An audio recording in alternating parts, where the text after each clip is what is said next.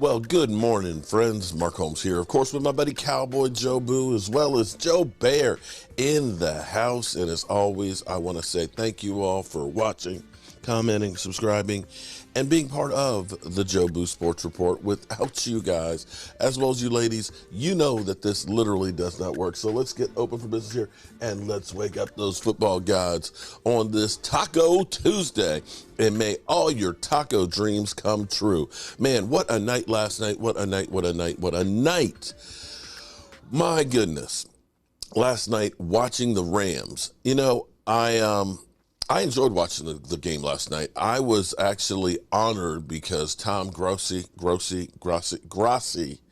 ended up sending a raid. Okay, see, back in my day when we used to talk about raids, they were either a drug raid and they were, raiding your house for drugs, or it was in college we were doing a panty raid. You go into the female dorms, now they're co-ed, so it doesn't really matter. But then you go through and then they steal panties, okay? So I didn't know what was going on last night. All of a sudden, we just bumped up a couple more hundred people watching, and they're like, we're a Tom raid, a Tom Grossi raid, blah. And I was like, what's this? Okay. And it was cool. But last night watching the game, because I wanted to watch the Rams because we're playing them.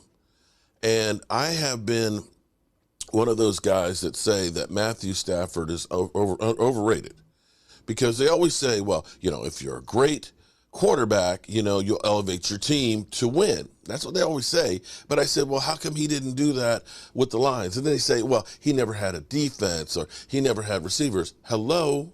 He had Golden Tate, who was a Pro Bowler, and he had a Hall of Famer there, Megatron. And he had two All-Pros on the defense that year. And he had Ndamukong Suh as a young, angry man. Okay? So I don't want to hear that.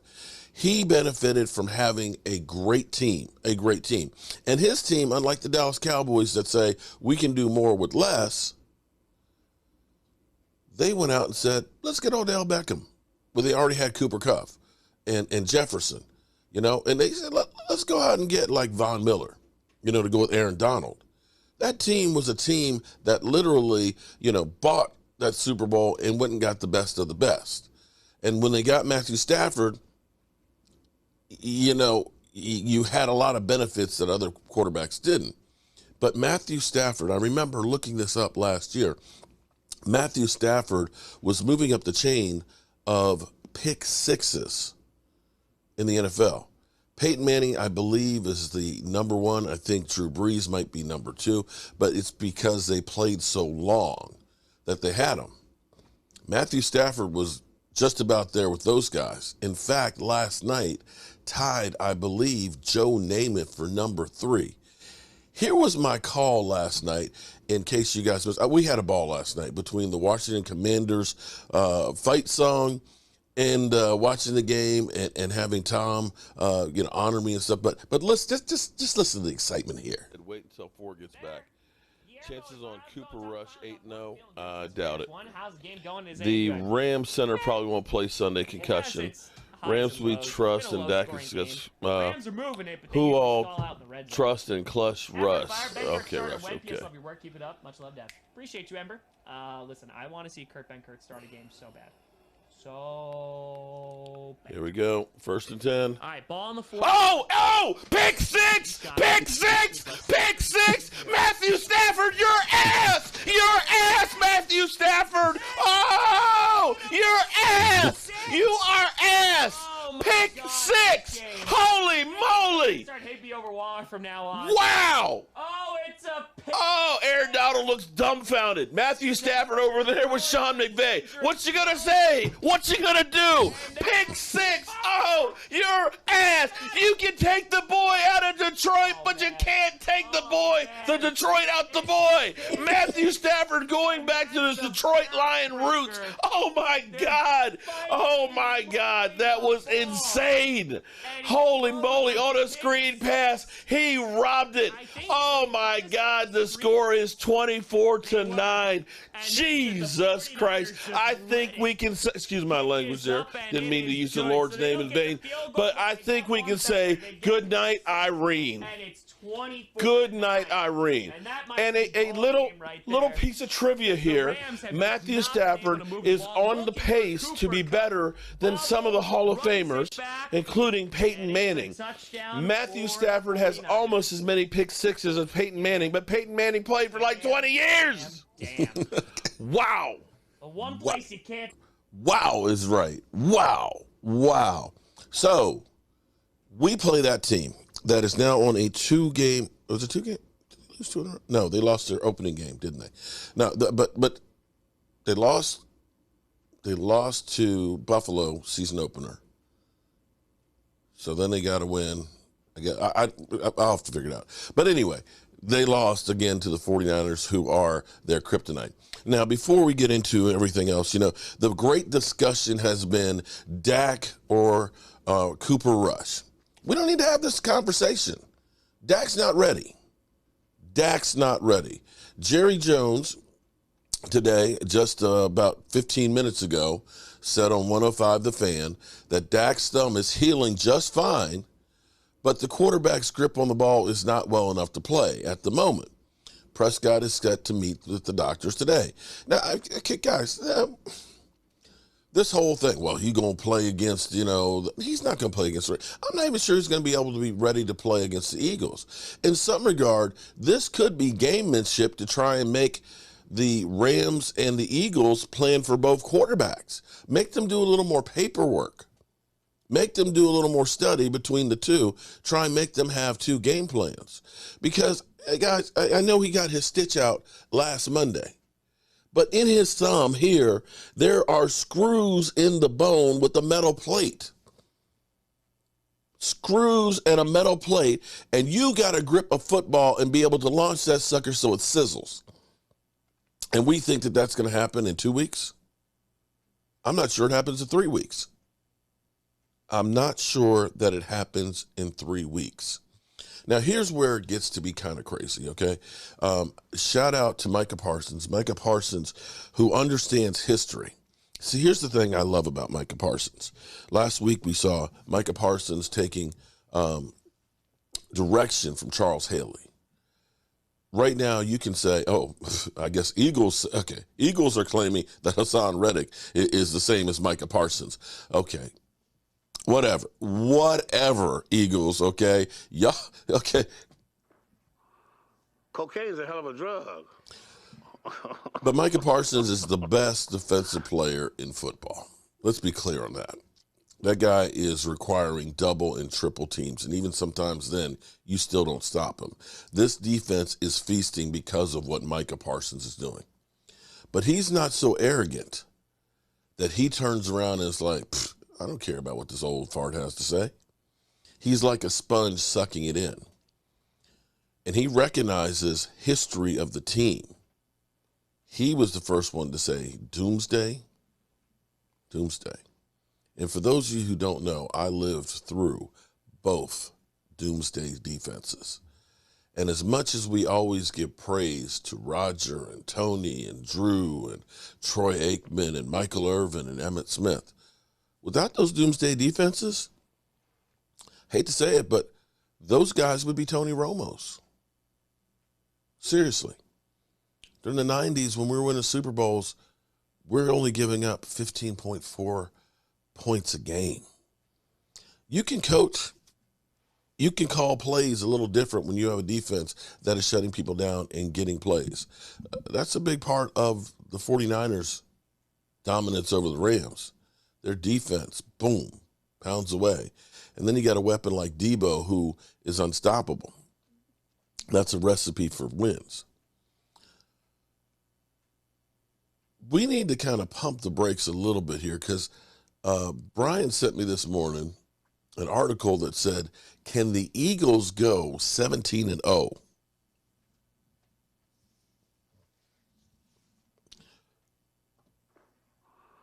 Cocaine is a hell of a drug. Yeah. And so this morning, a little bit earlier, I have not watched this whole thing. I'm seeing now after ESPN has literally trashed the Cowboys and basically said that, they're done. that Jerry Jones screwed the team by getting rid of Amari Cooper, letting go Lyle Collins and Connor Williams and Randy Gregory, who has a meniscus tear and will be out 2 to 6 weeks getting that worked on. He's going to get it cleaned up, smoothed out, and hopefully gets back out on the field. Now, after saying the season was done with Dak Prescott just 3 weeks ago, now they're talking about Super Bowl. Offense becomes a little bit too stagnant, and I don't know if they are ever going to have to put up 45 points or 38 points in a game because their defense is so good. But right now, I'm optimistic about what they could potentially be because of that defensive unit and Dan Quinn. Now, offensively, I still want to see more because at some point you're going to have to get high up there in the point total. Right. They're playing without their quarterback. Yeah. They have a quarterback who, by everyone's estimation, is a top 10 quarterback in the NFL who hasn't played since week 1, Jeff. They're going to get him back. All Mike McCarthy. No, absolutely not. Yes, it is Mike McCarthy. He's the coach of the year, but go ahead. Listen, when you think about the Cowboys, they've scored, I think, 25 points is the most they've scored in a game, and they've still been able to win their games because of this defense. But here's the point. This is the formula. I've said it for 3 weeks, right, with Cooper Rush as the quarterback. It's the same formula with Dak Prescott when he comes back. They are using Pollard. They are using Elliott. When Schultz, I mean, they have a number of weapons on the outside, and those guys don't have to carry this team. They can play within themselves. If you watch the way every game has played out for the Cowboys, they don't start fast. They kind of move the ball, games stay close, and then as the game progresses, they start to take it over because their offense and defensive lines are winning games. They have a sack differential of 9. That's the best in the league. That means they got 9 more sacks on defense. They've given up on offense. This was an offensive line we were scared to death of after week 1, and they have progressively got better. Why? Because they are running the football, establishing a line of scrimmage, and they are playing to their strengths. They will continue to do that with Dakota, and that'll make it. And they're going to get back a quarterback who can make the play when you need him to. He doesn't have the offense doesn't have to be some high fly. They don't got to score 41. But when you need a guy to go out and do it, they'll have a guy who can do it. I was dead wrong about projecting the Cowboys, so I'm nervous about trying to do it again now. I don't want to pour cold water on any of this. We've seen them win in a certain way, and that means that they could win or they could be competitive, they could make the playoffs. We have not seen them win in multiple ways, which you're going to have to figure out other ways to win when you get to the playoffs. This defense, as dominant as it is, the rules have been changed to legislate out dominating defenses. At some point, this defense is going to come up short, and you're going to need an offense to be able to spread it out and cook. Yeah. And we have not seen them do that with Dak or Cooper Rush yet. And maybe they're going to be able to. I hope they can because I am a big Dak fan, but that's the next step. I'm sorry. I'm trying to remember something. What team led the NFL in scoring last year? Just someone remind me. Which team with Dak Prescott at quarterback scored more points than any team in the entire National Football League last year? Why are you suddenly telling me because they lost Amari Cooper that they can't score any points when they need to? It's not that they can't. Mike Greenberg, you better stop it. You better stop it. We've said enough good things. Okay? Let me have these good things. Don't you go off and start adding more to the good things. Okay? I'm still recovering from putting the death nail in them after Dak got hurt. I'm still recovering from that. And the Cowboy fans, they telling me to stay on that. I am gonna stay on that side, y'all. I thought they was dead. I thought they was cooked. They are doing well. They playing well. I did, by the way, admit that I thought this defense would be better than they were last year. That's pretty damn good. But ultimately, just give me 2 weeks, bro. Like, give me 2 weeks, G. Danny, jump in. The season is very often decided by which teams handle their adversity the best because everyone's going to face it. And the Cowboys have kept their season afloat without their starting quarterback, without their starting left tackle. They deserve a lot of credit for that. We'll see what happens when they start playing the Eagles, when they start playing. Who deserves a lot of credit? The Cowboys, the Dallas Cowboys. Okay, the whole team? It's an organizational success through the first 4 games of the season. Yeah. If they were 0-4, we'd have fired Mike McCarthy, but no one even wants to say his name when they're winning games. It just is Mike what McCarthy it is. doing a great job. He's doing a great job. Period. Leave it on that thought for the moment, but we'll come back to them. Because Okay, all right. So Mike McCarthy is doing a great job. You know what? When you have a defense that is doing what the Cowboys defense is doing, it makes it that much easier for the offense. That defense is something that this Cowboys have not had. I want you guys to think about how bad our defense was in 2020. Guys, my Lord, it made me throw up. It made me spit out my coffee. They were so bad. And it's amazing that the Cowboys give all credit, that they don't want, they say Cowboys, but let's give credit to the Dallas Cowboys front office, to Will McClay and Catboy, okay? Catboy. I haven't heard people saying Catboy in a while. But they found players on the cheap that they don't have to hold on to if they don't want to.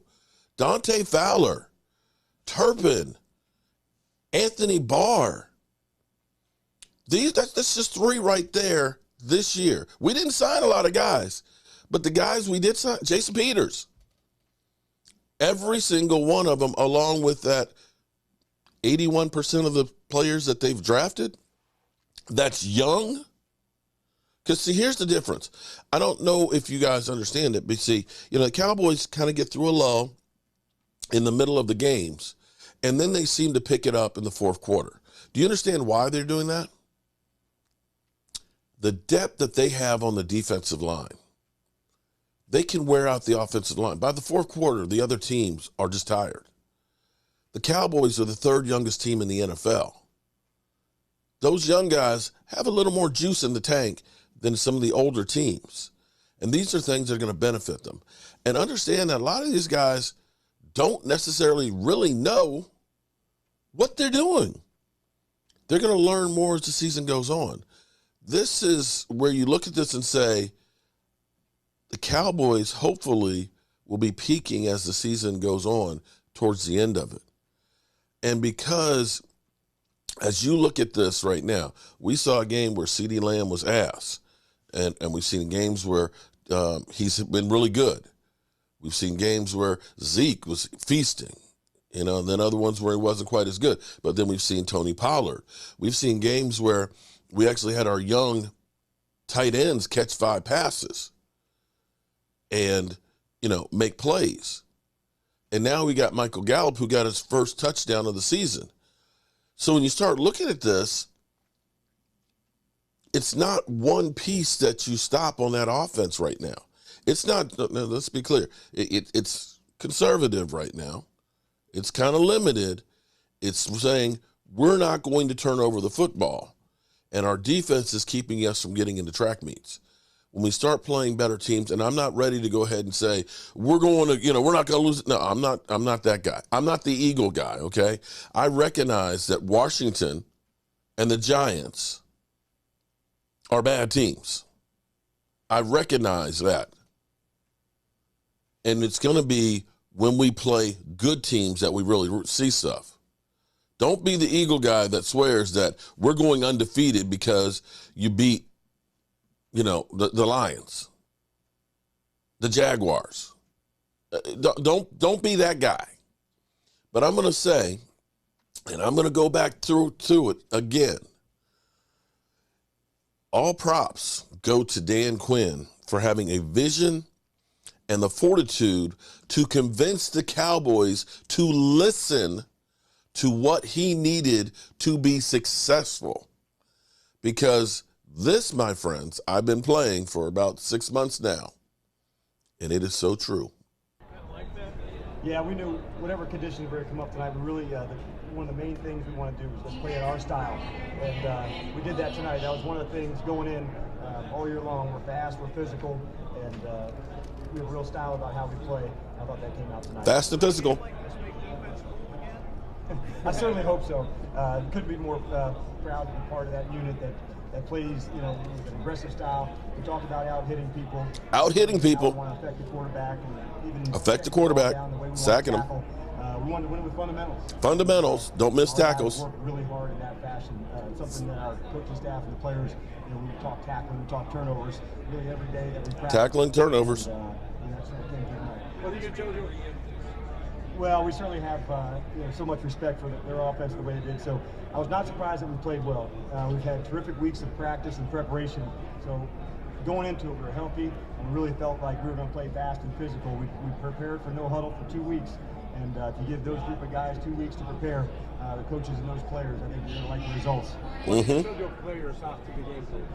Really just how proud I was to be part of the unit, and the thing that I was most impressed about is that we really played in the style and fashion that we're accustomed to. We're fast, we're physical, and we play Fast the game and on physical. our terms, and that was one of the things we went into the game saying, and for us to go and play it in that way, and have it come true in that way, it was awesome. Where do the Seahawks rank the all-time greatest defenses? I'll let you guys decide that. I couldn't be more fired up to be part of our unit and the attitude and the way that we play, so I'll leave that to you guys.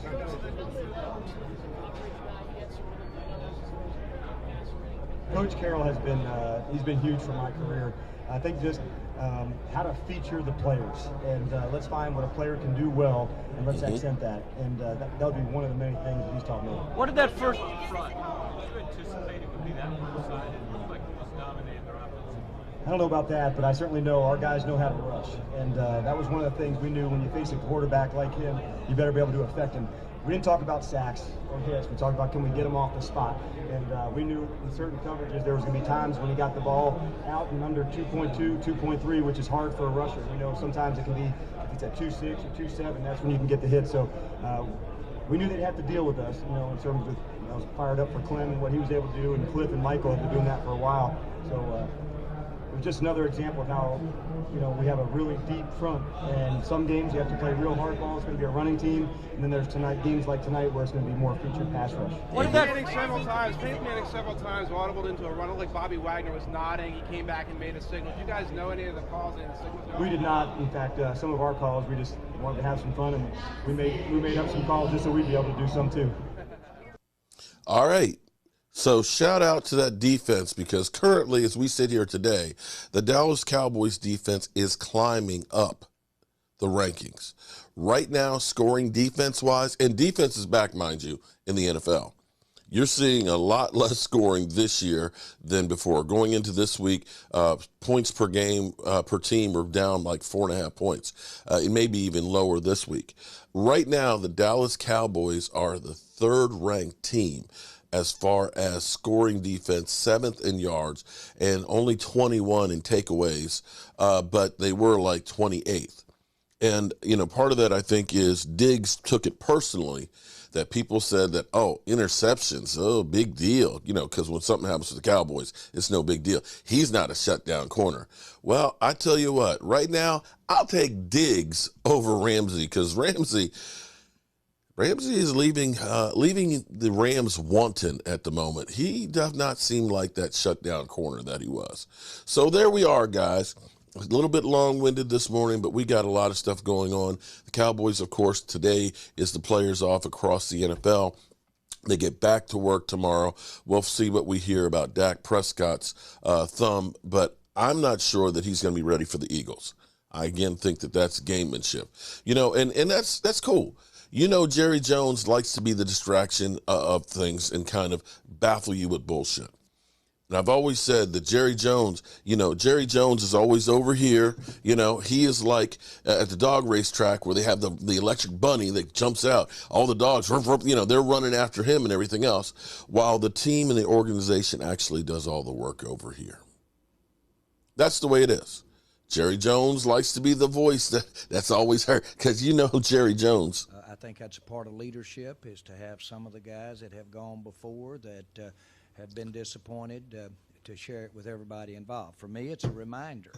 I, too, have been here 23 years. Mm-hmm. And it is a reminder. I've been here when it was glory hole days, and I've been here when it wasn't. And so having said that, I want me some glory holes. I want me some glory holes. So I have that perspective. All right, good people. I appreciate you as always. And we're going to be trying to do something between now and next Monday. My birthday is on Monday. And I know that this is a crazy, crazy want. But the only thing I want for my birthday, the only thing, and I've told my wife this too, is I would love to get to 50,000 subscribers for my birthday, which is about 2,400 subscribers in 6 days. Don't think I can do that, but you shoot for the moon, and even if you miss, you're still among the stars. I appreciate each and every one of you guys. We'll see you soon. Our coach here, and as always, I want to thank you all for watching, commenting, subscribing, and being part of the Joe for the Sports Report.